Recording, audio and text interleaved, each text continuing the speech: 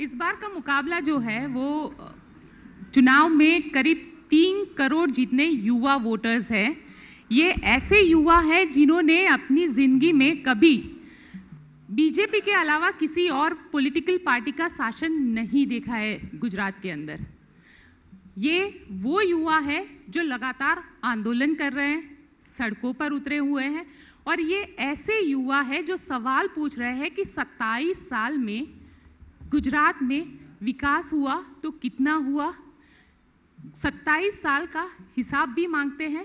इसी पर आज हम चर्चा करेंगे। हमारे साथ मौजूद है ऋत्विज पटेल और इंद्रविजय सिंह भाई।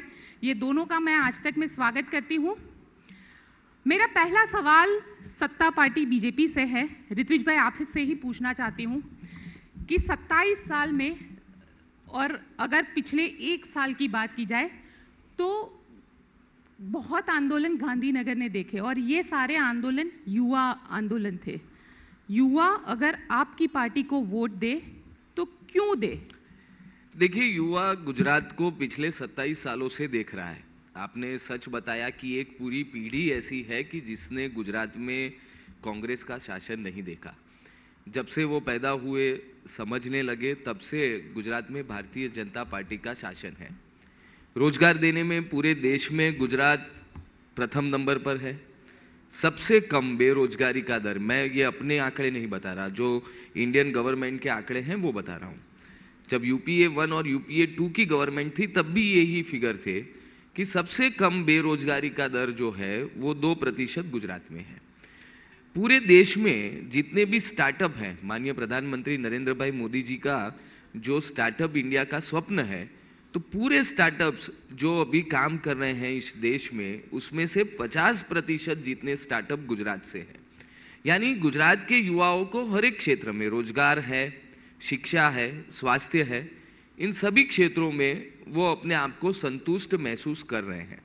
आपने ये भी बताया कि गुजरात में पिछले कई महीनों में परीक्षाओं को लेकर या फिर अन्य अपनी डिमांड को लेकर आंदोलन भी हुए, लेकिन गुजरात सरकार ये बिल्कुल मानती है कि अपने कर्मचारियों के लिए, अपने युवाओं के लिए अगर कोई बात है तो उनके साथ संवाद करके उसका हल